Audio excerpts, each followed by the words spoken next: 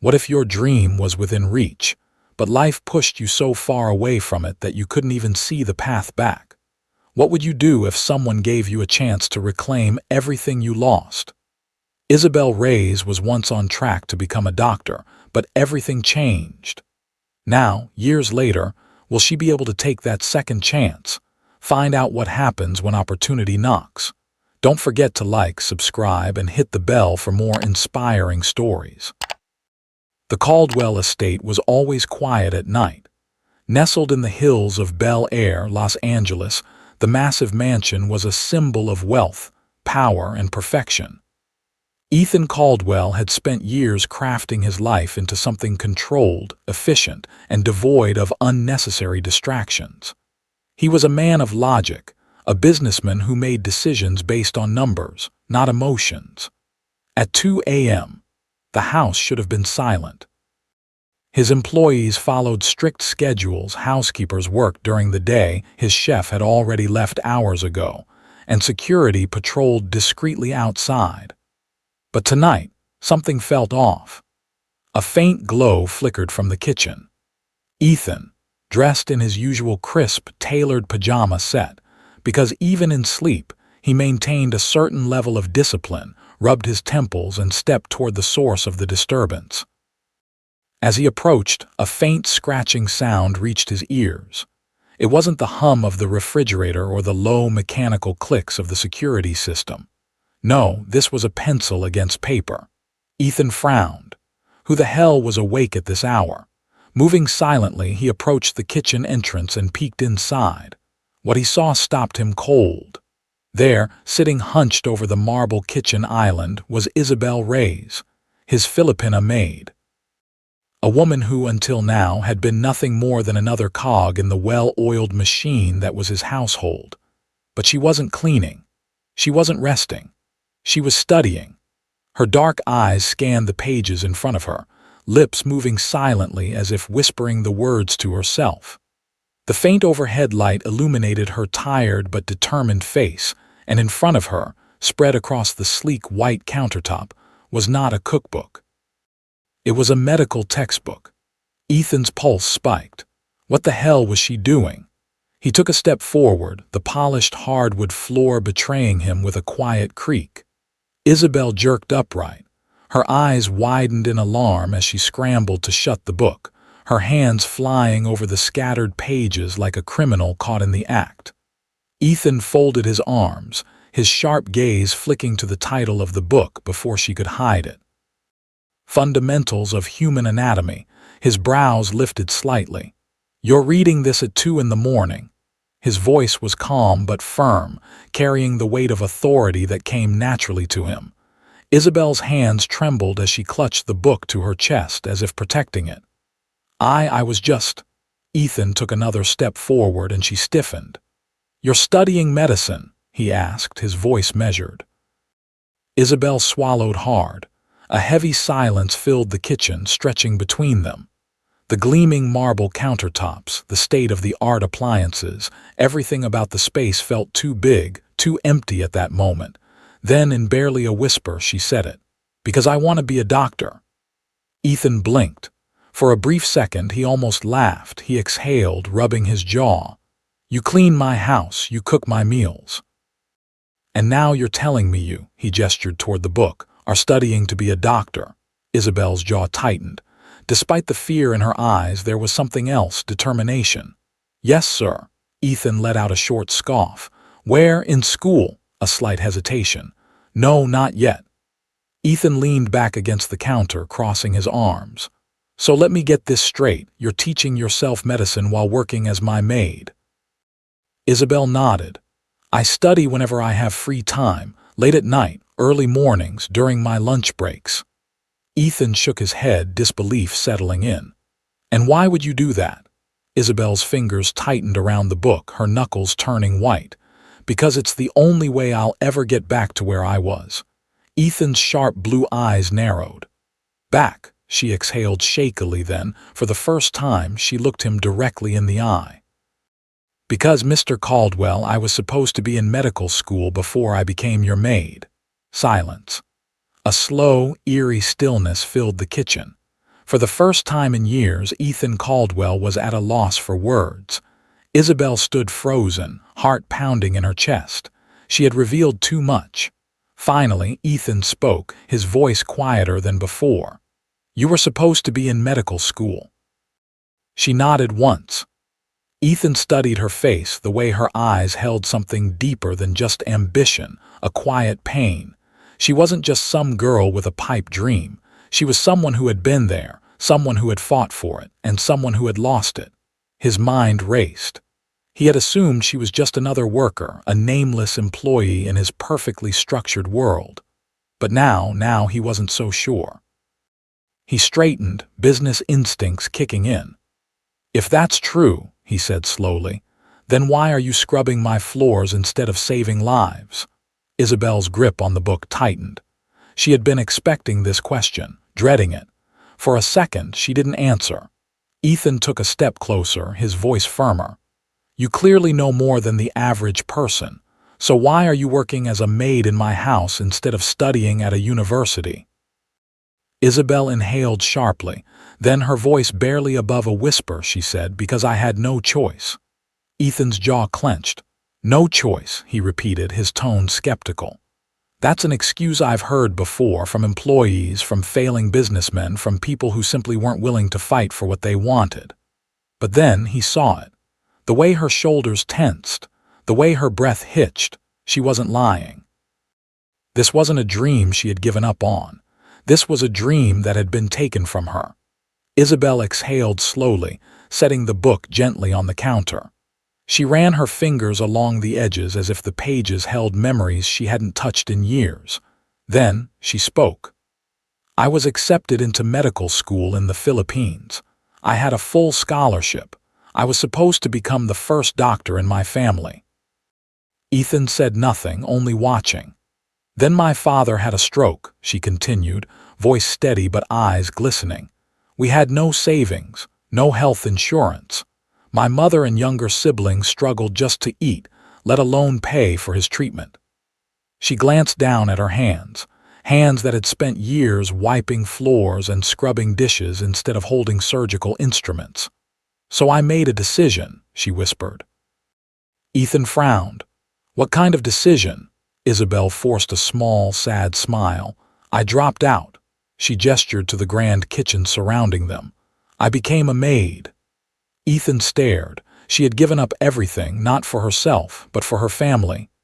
Ethan didn't know it yet, but this moment, this night, would change everything. For the first time in years, he felt something unexpected, curiosity.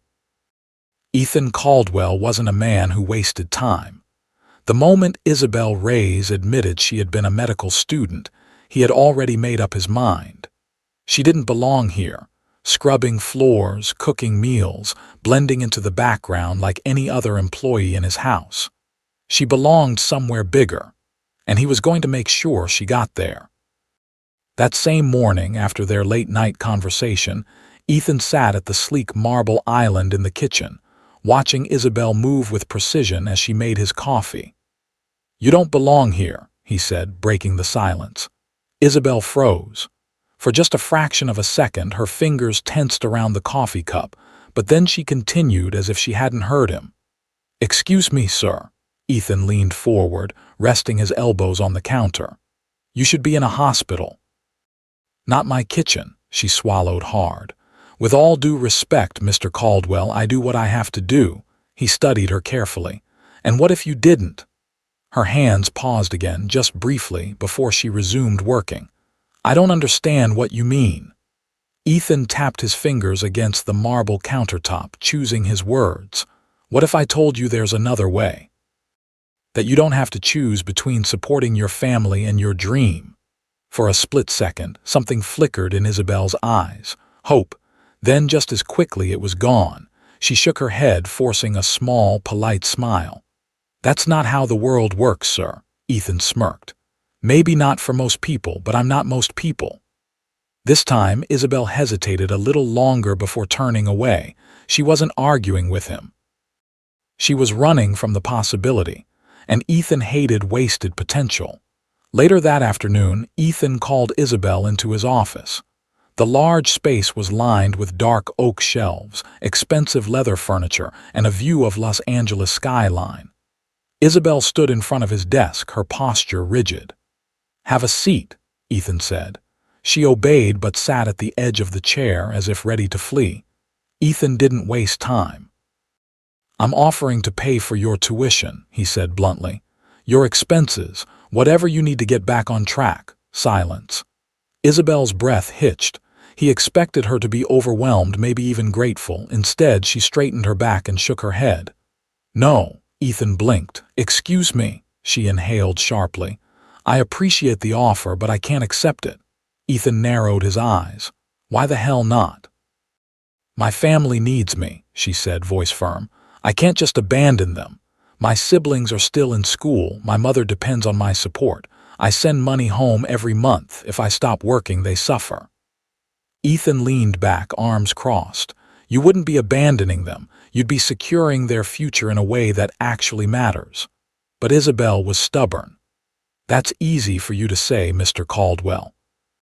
You've never had to choose between feeding your family and following your dreams." Ethan exhaled sharply, rubbing his temple. "Isabel." "I appreciate the offer," she interrupted, offering a polite but final smile, "but my answer is final." She stood up. Ethan studied her for a long moment, his expression unreadable. Then slowly he nodded.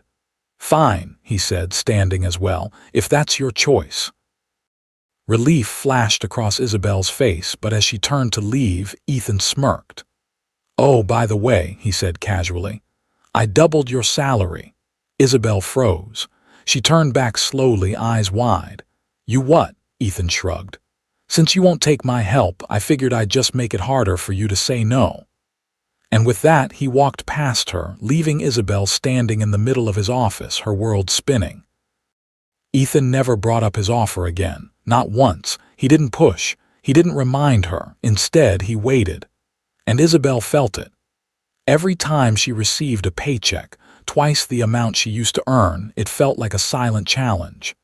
At night, when she studied her old medical textbooks, the words blurred together. She kept thinking about her father, her siblings, her responsibilities. And worst of all, she kept thinking about herself. Would she regret this forever? Then one evening her phone rang, a video call from the Philippines. She hesitated before answering. "Nane," she greeted as her mother's tired but smiling face appeared on the screen. "Isabel, anak, kumusta ka?" "Isabel, my child, how are you?" "I'm fine, Nane," Isabel softened. "How's everyone?" Her mother hesitated. And in that moment, Isabel knew something was wrong. Her stomach tightened. "Nane, what is it?" her mother sighed. "It's your father," she said quietly. "He's had another episode." The world tilted. "The stroke?" "He's stable for now," her mother reassured, "but the doctor said it's getting worse. The medicine is no longer enough." Isabel felt like she couldn't breathe. "What do we do?" she whispered. Her mother hesitated. Then, in a voice so quiet it nearly broke Isabel's heart, she said, "They said he needs an operation, but Anak, we can't afford it." Isabel's fingers clenched the edge of the table. She wanted to scream. She wanted to cry. She had spent years sacrificing everything for her family, and yet no matter how much she worked, it was never enough. She forced a breath. "I'll send more. I'll take extra shifts." Her mother's eyes watered. "Isabel, no, you're already doing too much." "I have to, Nane," she said firmly. "He's my father."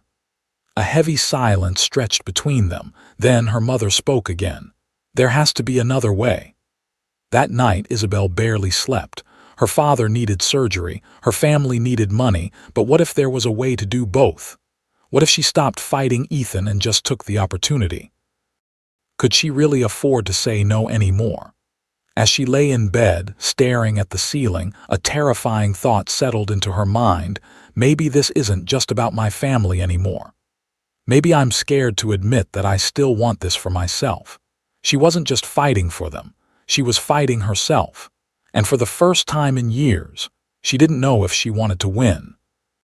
The next night at exactly 11:45 p.m., Ethan was sitting in his office, reviewing reports when there was a knock on his door. He glanced up. "Isabel." She stood at the entrance, gripping the edge of the doorway. Her face was pale. Her hands were shaking. Ethan set his pen down and leaned back in his chair. "Isabel," he greeted evenly. She inhaled sharply. Then, in a voice that trembled just slightly, she said, "I want to talk about your offer." Ethan smirked. "About time." Ethan Caldwell was not the kind of man to gloat. He didn't need to. The results always spoke for themselves. So when Isabel Reyes finally caved and walked into his office late at night, admitting she wanted to talk about his offer, Ethan didn't look smug. He didn't say, "I told you so." Instead, he simply leaned back in his chair, studied her carefully, and nodded. "Good. We start immediately." Within 48 hours, Ethan had already set everything in motion. He made one phone call to an old acquaintance at a prestigious medical institution in California, an accelerated program designed for non-traditional students who had left medicine and wanted to return. A day later, Isabel had a secured spot. "You're officially back on track," Ethan told her, handing over the acceptance packet. Isabel stared at the papers in her hands. She had dreamed about this for years, had imagined what it would feel like to get a second chance. Now, holding concrete proof that she was going back, she felt terrified. "You're hesitating," Ethan observed. Isabel swallowed, gripping the folder tighter. "It just doesn't feel real yet." Ethan smirked. "Then let me help," she blinked. "What do you mean?" He leaned forward, elbows resting on his desk. "You work for me, right?" She nodded, confused. "Yes, sir." "Well, as of this moment," he said smoothly, "your job description has changed." Her brow furrowed. "What? You don't clean anymore, you don't cook. You don't do housework." Her lips parted in shock. I don't." "No," Ethan confirmed. "Your only job now is to study." Isabel stared at him. "But he raised a hand. "No arguments. I'm paying for your education and I don't do half measures. You're going to focus on becoming a doctor and that's final." The finality in his tone made it impossible to argue. And that was when it truly hit her. This was happening. She was going back. And this time she wasn't alone. It wasn't long before Isabel's first real test arrived, and it wasn't in a classroom. 2 weeks after her acceptance into the medical program, Ethan hosted one of his elite gatherings, a high-profile event attended by some of the most powerful people in Los Angeles. Doctors, hospital directors, investors. It was the kind of room where careers were made or destroyed over a single conversation. Ethan hadn't explicitly told Isabel to attend, but when he dropped a designer dress on her bed that afternoon and casually mentioned, "You should be at the event tonight," she got the message loud and clear. She wasn't just a maid anymore. And she needed to start acting like it. The estate's grand hall was buzzing with conversation, the sound of champagne glasses clinking and expensive laughter filling the air. Isabel felt out of place. She wasn't used to dressing up, wasn't used to mingling with people who had never known hunger, never known sacrifice. But she kept Ethan's words in mind. "You need to start networking. The right people can open doors for you." So she smiled, nodded, listened to conversations about hospital acquisitions and medical advancements she hadn't thought she'd be part of ever again. Then, it happened. A sudden, sharp gasp broke through the hum of conversation. A man in his 60s staggered backward, his face draining of color. His champagne flute slipped from his fingers, shattering against the floor. His wife screamed, and then he collapsed. The room froze. For the first time that evening, the wealth and power in that room meant absolutely nothing, because not a single one of them knew what to do, except Isabel. Her body moved before her mind even processed it. She shoved through the crowd, dropping to her knees beside the man. His face was ashen, his breathing shallow. His hand clutched at his chest in clear, agonizing pain. "Heart attack." "Somebody call 911, she barked, pressing 2 fingers against his carotid artery. His pulse was fading.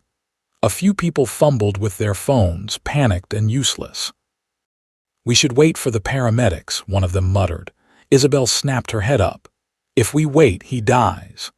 She tore open his button-down shirt, ignoring the murmurs of disbelief around her. Without hesitation, she began chest compressions. 1, 2, 3, 4, she counted under her breath, her movements precise, strong, relentless. The crowd could do nothing but watch. Because for all their wealth, for all their titles and connections, none of them were saving him. She was. By the time the paramedics arrived, Isabel was breathless, sweat forming on her brow. The medical team rushed in, taking over, their leader briefly nodding at her before checking the patient. She fell back, exhaling. A heavy silence settled over the crowd. Then a voice broke through the quiet. "Who is she?" Isabel turned toward the man who had spoken, a renowned cardiologist. His sharp, intelligent eyes were locked on her. "Are you a doctor?" he asked, voice curious. Before Isabel could answer, before she could say no, before she could explain, Ethan stepped forward, smirking. And in a voice so smooth, so damn confident it made Isabel's breath catch, he answered for her. "Not yet," he said, eyes gleaming, "but she will be." The paramedics wheeled the man out, confirming that he would live. The guests slowly returned to their conversations, their shock fading into admiration, into something resembling respect. And Isabel, she just stood there, stunned. Because for the first time in years, she didn't just feel like a maid. She didn't feel like someone struggling to reclaim her past. She felt like someone who belonged here, who deserved to be here. She felt like a doctor. And as Ethan leaned in and murmured, "See, told you that dress would come in handy," she couldn't help but laugh. Because for the first time in years, she finally believed it. Isabel Reyes had never been afraid of hard work. For years, she had pushed through exhaustion, carrying the weight of her family's survival on her back. She had scrubbed floors, cooked meals, and worked through countless nights just to make sure they had enough. But this, studying medicine again, this was different. This wasn't about survival. This was about reclaiming something she had lost. And that terrified her. The weeks following the gala had been nothing short of relentless. From dawn till midnight, Isabel threw herself into her studies. If she wasn't at a class, she was buried in textbooks. If she wasn't in a textbook, she was reviewing case studies or taking mock exams. Ethan made sure of it. Every morning, like clockwork, he would check in on her progress. "How was the cardiology module? Did you finish the pathology test? What's your next big exam?" He didn't hover. He didn't coddle, but he made it very clear that she wasn't allowed to fail. And Isabel, she wouldn't let herself fail, not after everything she had been through, not after everything she had lost. But no matter how hard she worked, no matter how many hours she spent memorizing muscle groups and disease progressions, something still haunted her. Her family. Every week, she sent most of her increased salary back to the Philippines. Every time she called home, she could hear the strain in her mother's voice, the way her siblings tried to pretend things were okay. And worst of all, her father's condition was still deteriorating. The doctors said he needed surgery soon. But no matter how hard she worked, no matter how much money she saved, it wasn't enough. And so, despite everything Ethan had done for her, despite the fact that she was finally on the path back to medicine, a tiny gnawing voice in her mind whispered, "You should have stayed. You should have kept working. You should have never come here." And that doubt, that guilt, it was starting to consume her. It happened on a Thursday evening. Isabel had just returned from an exhausting 10-hour study session, her brain fried from memorizing drug classifications. She dumped her bag on the kitchen counter, barely registering Ethan sitting at the dining table. He was drinking bourbon like he always did at the end of the day. But something was different, because in front of him, on the polished mahogany table, sat a thick white envelope. And Isabel had the overwhelming feeling that it was for her. "You look like hell," Ethan said casually, sipping his drink. Isabel sighed. "Thank you, sir. That's exactly the encouragement I needed." He smirked but didn't respond. Instead, he gestured toward the envelope. "Open it." She hesitated. "What is it?" "Just open it." Slowly, Isabel walked over, her hands shaking slightly as she picked up the envelope. It was heavy, thick with official-looking documents. Her name was on the front. With a deep breath, she tore it open and pulled out the contents. And then, her entire world shifted. Because at the very top of the first page in bold, black letters was something that didn't seem real. University of Southern California, Keck School of Medicine, full acceptance. Letter. Her heart stopped. She scanned the letter, eyes flying over the words. Her application had been processed. Her academic records had been reviewed. And not only had she been accepted into one of the most prestigious medical schools in the country, but she had been awarded a full scholarship. Her knees felt weak. She looked up at Ethan, speechless. But he wasn't looking at her. He was looking at the second document in the envelope. The one she hadn't seen yet. With trembling fingers, she flipped to the next page, and her breath caught. Because this wasn't about her. This was about her father. The page in her hands was a hospital confirmation. Her father's surgery had been fully paid for, and it was scheduled to take place next week. Isabel's vision blurred. She had spent so many sleepless nights wondering how she was going to save him. How she was going to balance everything. How she was going to make it all work. But now, she didn't have to. She didn't have to choose. She didn't have to sacrifice her dream to save him. For the first time in her life, she could have both. Her hands shook as she clutched the papers. And then, slowly, she looked up at Ethan. He was watching her with that same unreadable expression. The one that said he had already calculated the outcome long before she had even considered the possibility. "You," she started, but her voice broke. Ethan exhaled, setting his glass down. "Consider it an investment," he said. Isabel's throat tightened. She couldn't speak. She didn't even know how to process what she was feeling: relief, gratitude, overwhelming emotion. For so long she had carried the weight of responsibility alone. For so long she had convinced herself that she had to choose, that she could either be a doctor or save her family. But now, sitting in front of her was proof that she didn't have to choose at all. She wiped at her eyes, trying to gather herself. "Ethan, he held up a hand, cutting her off. "I don't need a thank you," she swallowed hard. "Then what do you need?" And then, for the first time in a long, long while, Ethan Caldwell's voice softened. "All I ask is one thing," he said. He met her gaze, steady and firm. "Don't quit." Isabel inhaled sharply. "You don't get to back out now," he continued. "You don't get to walk away. You don't get to let guilt or fear or doubt make decisions for you." His eyes narrowed slightly. "I don't invest in quitters." Isabel clenched the acceptance letter tightly in her hands. She knew what he was saying. This wasn't about just going back. This was about finishing it, seeing it through to the end. And deep down, she knew he was right. She wasn't going to waste this chance. She wasn't going to walk away again.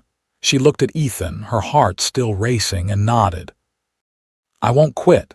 Ethan smirked, leaning back in his chair. "Good," he said, "because I hate wasting money." Isabel laughed through the tears. For the first time in years, she felt like she wasn't drowning.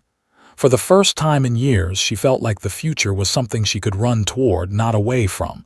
And as she clutched the papers to her chest, she knew this was only the beginning. The halls of Cedars Sinai Medical Center were nothing like the kitchens of the Caldwell estate.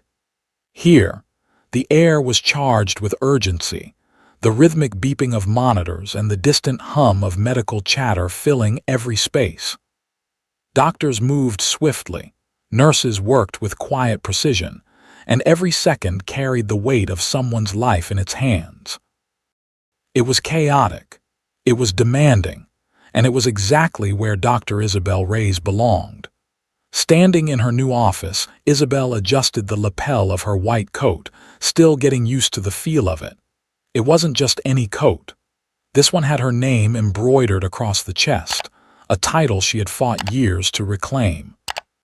Dr. Isabel Reyes, MD. She ran her fingers over the stitching, taking a slow breath. She had finally made it. Years of sacrifice, years of fighting, years of pushing through doubt, exhaustion, and the weight of her past. And now she was here. A soft knock at the door pulled her from her thoughts. "Come in," she called. The door opened and a familiar figure stepped inside. Ethan Caldwell. Dressed in his usual tailored charcoal suit, he looked almost exactly the same, except for the hint of gray at his temples. He had aged well, unsurprisingly, and yet there was something different about him, something almost amused. Isabel crossed her arms, raising an eyebrow. "You're early for your appointment," she noted. Ethan smirked. "What can I say? I had to make sure my investment didn't go to waste." She rolled her eyes. "It was never going to." Without another word, Ethan reached into his coat pocket and pulled out a thin medical file. He placed it on her desk and slid it toward her. "Try not to let me die on your first day, doctor," he said smoothly. Isabel laughed.